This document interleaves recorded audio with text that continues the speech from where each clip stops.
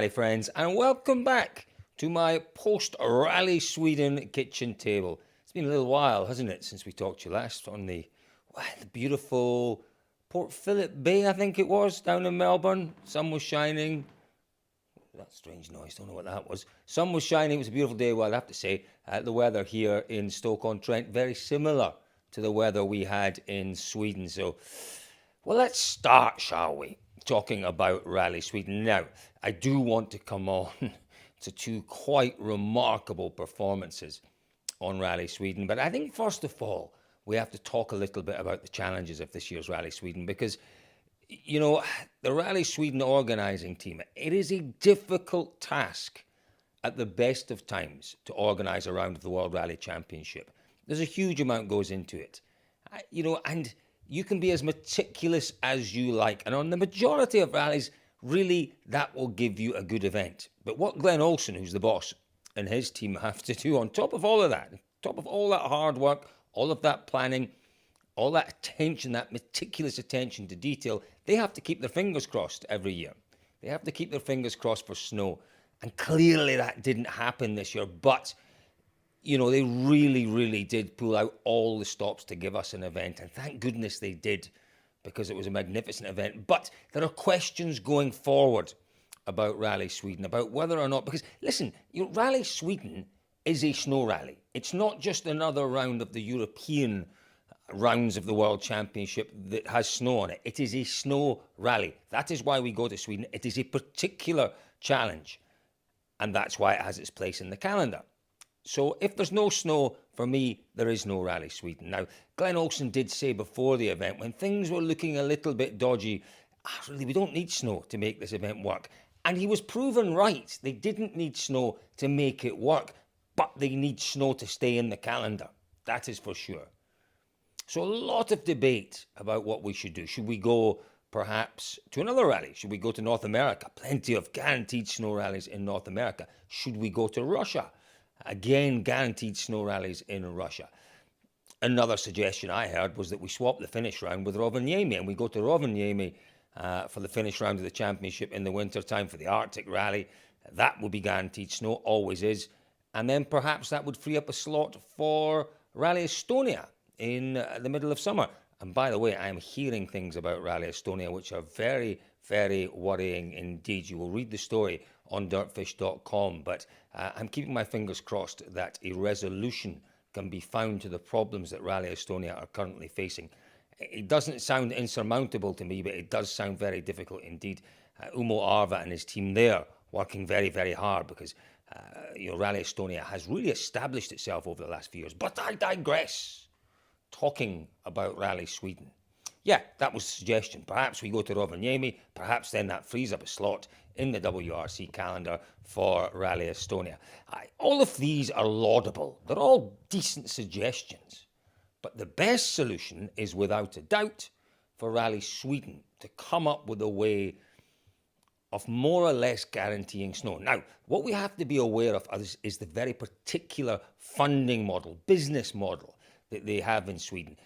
Rally Sweden is in the majority funded by the Värmlands Regional Council. Now, Karlstad is the administrative centre of that council. Torsby falls within their auspices, as does, I suppose, Hagfors. And because they're putting so much money into the rally, they expect the rally to be based within their governance. And, they don't mind it going occasionally for the odd day into Norway, but the rally has to be based within Värmlands for that money to be available.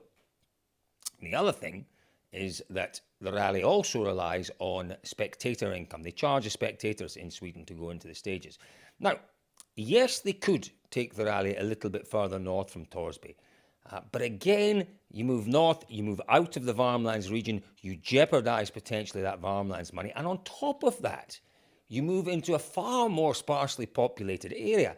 So, by definition, if there are less people within a 2-3 hour drive of the stages, your spectator income drops. So it's a double whammy, potentially, for the organisers of Rally Sweden.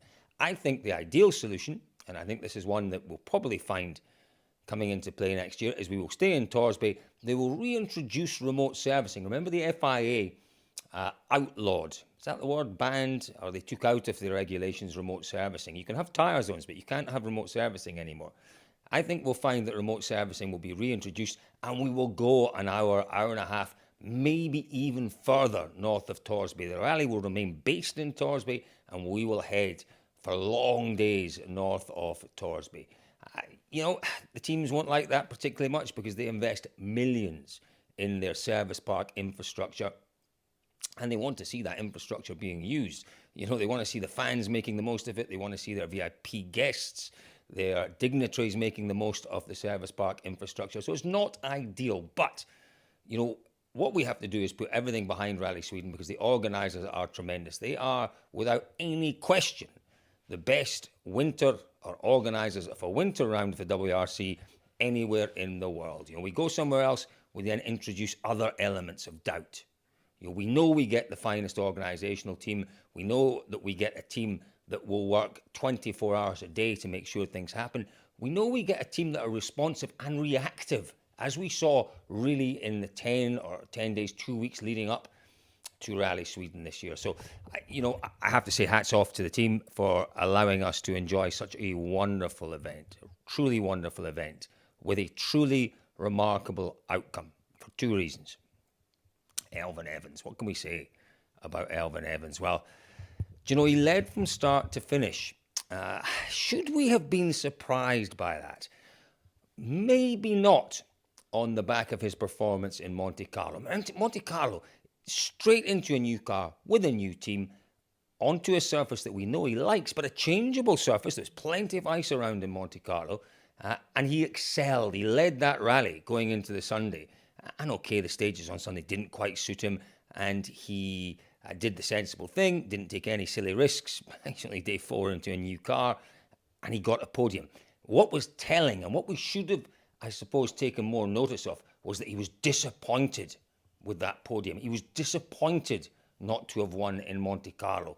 And really, when I look back, I think, well, we listened to that disappointment and we thought, is he just saying that? Are those just words? Clearly they weren't. Clearly he felt that he had the ability, the talent, the car, the potential, the position to win that rally. And he put that right in some style in Sweden. I said it in a report that I did from Sweden for Dirtfish. He looks like a different man around the service park.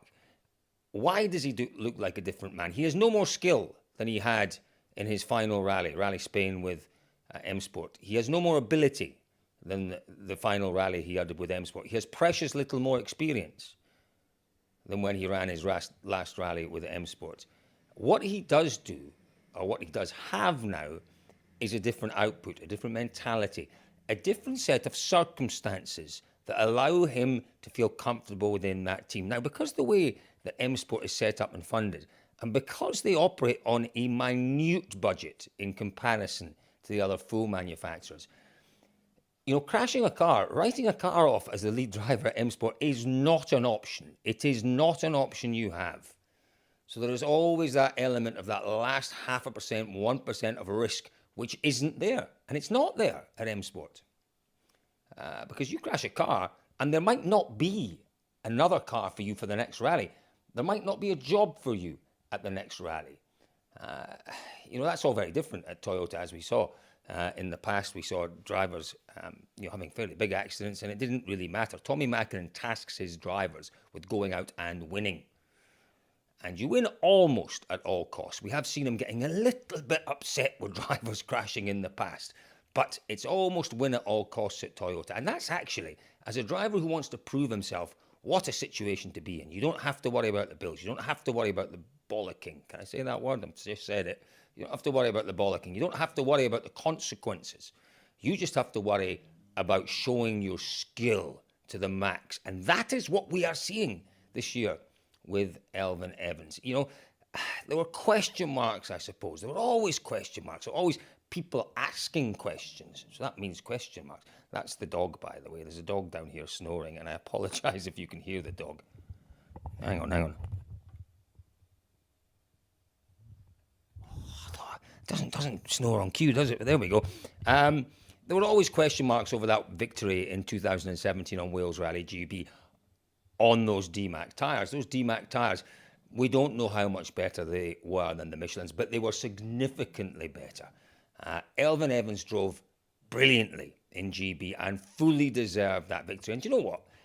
I think if he'd been on Michelin's, he'd have probably won it anyway. But there were always going to be those questions, those doubters. There are now no doubters as to the veracity of Elfyn Evans' potential. He is, make no mistake, a title challenger this year. There goes the dog again. Look, do you mind? Do you mind? I'm trying to talk to my rally friends. Do you mind just... Oi, wake up. Wake up. Look, oi. Oi, wake up. Shush. What do you do with dogs? Humans that snore, you push them on their side. What do you do with dogs? I don't know. You don't kick them because they're beautiful beasts, but they're getting very, very loud indeed. What was I saying? Yeah, Elfyn Evans, a fully fledged 2020 title challenger. He has, and I've made the mistake in the past of, if you like, being a little premature and elevating Evans to the elite of rallying. Those drivers who can start every rally with a realistic chance of winning it. You know, I said it after not Monte Carlo, I said it after Corsica last year, which he should have won. That puncture in that final power stage was just heartbreaking to watch. But it was premature. He needed a little more time. He needed a different set of circumstances. It was premature at that point to elevate him to the elite. It is not premature now to elevate him to the elite. He has started this season in the most magnificent of form, leads the championship going to Mexico, which will be another challenge. From the loose gravel will be a challenge. First on the road will be a challenge as well. But Evans, for me, just looks comfortable. He's got a 2-year deal at Toyota. He knows he's not there just to support Sebastian Ogier as well. That's the interesting thing. He knows he is there to do a job. And as I said earlier, that job with Tommy Mäkinen's absolute endorsement and blessing is to win rallies. Fantastic situation to be in. We really have to have a word as well for Tommy Mäkinen, because, right through this Toyota project, he has done things a little differently. Remember at the very start of the project when they were testing the car and we saw that car and it looked awful. It looked really awful, and there were all sorts of stories coming out of Popola about discontent amongst various engineers and all the rest, and we're saying, Tommy, maybe you're not quite doing this right. And he got quite upset about it, and he said, I'll do this my way, thank you very much. And Tommy's way has proven 100% to be the right way.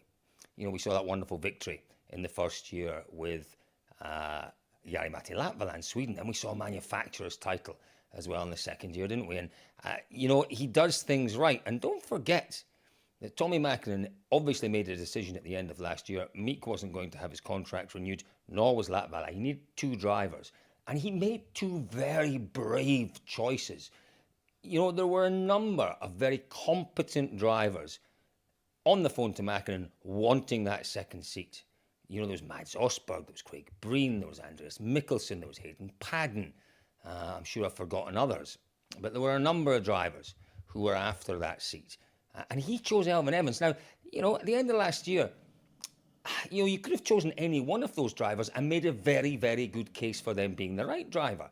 Any one of them. They were all very, very evenly matched on the face of it.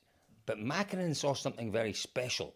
Remember, he had been linked in the past with Elfyn Evans. He's obviously seen something very special there. He knew that if he put his arm around him, brought him into the Popola family, that he could unlock that extra little, shall we say it's 1%, 0.75% perhaps, that was needed to potentially turn Evans into a champion. Looks like he's done it. A brave choice. Once again, Mäkinen making the right choice.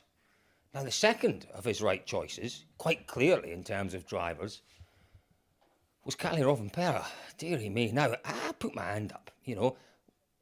Whenever I give you my opinion, whenever I make judgments, always based on my knowledge, my experience, and my ability perhaps to try and analyse and work things out. And quite often it's speculation, but at the end of last year when we heard about this setup, I thought, what a lot of pressure on Rovanpera. We know how important the manufacturer's title is these days to teams in the WRC, and I thought, that's just too much pressure. And I really did envisage a situation where they would swap, potentially, for manufacturer points, they would swap Rovanpera out, bring in Latvala. And Sweden was one of those where I thought, you would be mad not to do that. And then clearly they weren't going to do that at all. Rovanpera was there. He is the team. He is in the team.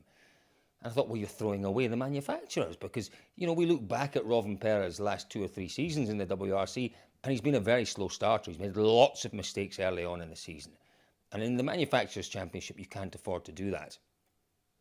That's not been a question. It's not been a doubt. It's not been a factor because Rovanpera has been sensationally magnificent. Sensationally magnificent. You know, again, a bit like Evans in Monte, we maybe should have taken more note of Rovanpera's debut in Monte. It was a stunning debut.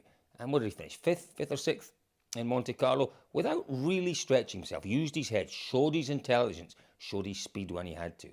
Came to Sweden and showed the impetuosity of youth. He didn't care who he was fighting against. He didn't care about the number of titles, about the man he was chasing down. He didn't care really about the fact the man he was chasing down on that final power stage was his teammate. He just wanted to show that he could go fast. And he went fast, sensationally fast, comfortably. How scary is that? It was comfortable for him. He feels there is more to come from that car. Rovanpera's podium, and his podium was sensational enough, but for me that performance on the final stage of the rally was probably the best single stage we will see this year. It'll take a lot to beat that in terms of a stage performance from anyone this year. Maybe, for those who like to make lists of things, I imagine that would fall into the top 10 of stage performances in rallying history. From such a youngster with so little experience, hunting down such an unbelievable talent and not getting phased and setting the most remarkable time. I think it's probably right up there in the top 10, anyone's top 10 of stage performances. And as I say, the potential with Rovanpera, we've had to rip up the rule books and we've had to throw them away. You can only base things on what you know. You can only base protestations, you can only base your thoughts and opinions on what history tells us and what you know and what you have a gut instinct for. You know, and the history told us that what Rovanpera did in Sweden was impossible to do. These new World Rally cars, you do not get into them and master them. Master is the word. You don't master them immediately. It takes time. You know, we thought, okay, Rovanpera is very special, so that time it takes might be 6 or 7 months. Nonsense. Throw that out the window. Rip up that rule book. You rewrite the rules. Rewrite them with Rovanpera's name as the reference. Because he's proven that you can get into these cars, and with talent. He hasn't got talent. He has got something more than talent. Something greater and higher than talent. And I don't know what it is. But he's proven something out there this weekend, and he's proven that I think he is going to be a real challenger for podiums this year without any doubt. We'll see how he gets on the loose gravel again. But for podiums, for sure, he's shown he's got the pace, he's shown he's got the bravery, he's shown he has bucket loads of ability. What a weekend in terms of performances. It might only have been 9 stages, it might only have been 151 kilometres, but it was 151 of the finest kilometres we will see in a very, very long time indeed. Magnificent performance. Quick word, perhaps, about Ott Tanak. You know, I did some driver ratings this week for Motorsport News. I gave him 8 out of 10. I thought it was a great performance considering where he had come from. And then at the end of the rally, what he told Dirtfish.com, me at Dirtfish.com, you know, that he was very close to not being fit enough to compete on Rally Sweden. Couldn't do up his belts the week before when he tried to get into a rally car in Estonia. He bounced back, set some great times, looked moderately comfortable in the car, and he picked up some really good points. The encouraging thing from Tanak's point of view, and the worrying thing from Ogier's, from Neuville's point of view, from now Evans's point of view as title challengers, is that he does recognise that that car has the potential to go quicker. It was quick enough, wasn't it, in Sweden? But he says, I can see where we can go quicker in this car. It will take him a little bit of time. But Tanak will get into that team, he will get into that car, he will get into his season, and he will rapidly claw back those points he gave to his rivals in Monte Carlo. And yeah, I thought it was a very fine performance from Tanak. And then if we talk about our 4th title contender, and who haven't we talked about yet? We talked a little bit about Ogier. Talk about Neuville, not a bad performance. Not a great performance, little bit lackluster after the performance we saw in Monte Carlo. But he's got the points. He's got a great starting position. Well, I say great, he's second on the road, isn't he? When we go to Mexico, I fully expect to see young Neuville back to his very, very best in Mexico. Mexico's going to be quite a difficult one to call, but I think Mexico, we'll talk about it before the event, could well be Tanak's event with his starting position. But, you know, our challengers, our title challengers this year, it is 2 rounds in, shaping up once again to be remarkably interesting. Now, the other thing I wanted to talk about, that dog just keeps snoring. Just keeps snoring. I apologise if you can hear her. She's a really lovely girl. She's an old girl. That's why she snores. Is it only old people that snore? I don't know. Old dogs anyway. Let me tell you a little bit about the third, fourth, whatever subject it is. Oliver Ciesla announced again on dirtfish.com that he was stepping down as the boss of the WRC Promoter. Now, what I've got to say about Oliver Ciesla is that personally, you know, we've had our moments, Oliver and I. We've not always agreed on things. Oliver has been a little bit critical at times of the fact that people express opinions that he doesn't agree with, that aren't his opinions. And that's absolutely his prerogative. He can be in that position. He can say that, as can the journalists who perhaps express these contrary views, contrary opinions. But as the boss of the WRC, Oliver Ciesla has done the most remarkable job. This championship was on its knees when he took over in 2012. The ship was sinking. He managed to refloat the ship. He raised the sails. He put wind into the sails, and he sailed the WRC ship into calmer, more prosperous waters. I just think that he says he's done the hard work, and my goodness me, he has done some hard work. He has done some great work. He has stabilised the championship, brought manufacturers in, taken the championship to a truly global championship, brought in some great new rounds. He's had a couple of misses along the way in terms of where he's tried to go geographically, but in the majority, he has been successful. And he says his job's done. You know, if we go back to the ship analogy, we are sitting in the calm, but maybe it's the calm before the storm. I think the WRC has some choppy waters ahead of it. You know, there's a lot of debate about the 2022 regulations. There shouldn't be any debate at this point. We should be getting ahead with the development and the building of these new cars, but we're not. We're still debating it. You know, the promoter has a very big part to play with the FIA and the teams and the other stakeholders in defining and publishing those regulations as expediently as possible. Now, you know, maybe they will be published before Oliver retires in June. I hope they are, because, as I say, I think we've got choppy waters ahead, and it will take a big, big man to step into the boots of Oliver Ciesla and to continue the great work that he has done. So what I would say, Oliver, is, you know, as I said earlier, you and I perhaps haven't always seen eye to eye, but that what has underlined our relationship, certainly from my end, is that I have massive respect for the job that you have done, and massive gratitude for the championship that I love, that I've worked in for nearly 20 years. The fact that, you know, you did your bit to save this championship. You really did, and you will forever be remembered by people around the world as the man who really did drag it by the scruff of the neck and pull it right back up to where it belongs. So we wish Oliver Ciesla the best of luck wherever he may go. And, you know, he goes with our best wishes, and he goes knowing that he will always have a warm welcome in the WRC service park. So that's it, folks, from my kitchen table in my new kitchen. You might see this kitchen once or twice, but in the coming months, but I am travelling rather a lot, so you may well see some more beaches, you might see some deserts, you might see some beautiful cityscapes. Who knows where the next kitchen table may come from. Folks, once again, oh, by the way, how could I forget? Look, sitting behind us, I have some more news. MRF Tyres, one of our partners at the kitchen table. Obviously a full campaign this year in the ERC with Craig Breen. Now, if you remember to the last kitchen table, I talked about their winter testing and how well that winter testing went. What they're going to do in the next couple of weeks, they've entered a rally in Finland just to test the results from that winter run out that they had, just to make sure, to validate the results of the winter test. Craig Breen will be driving that rally.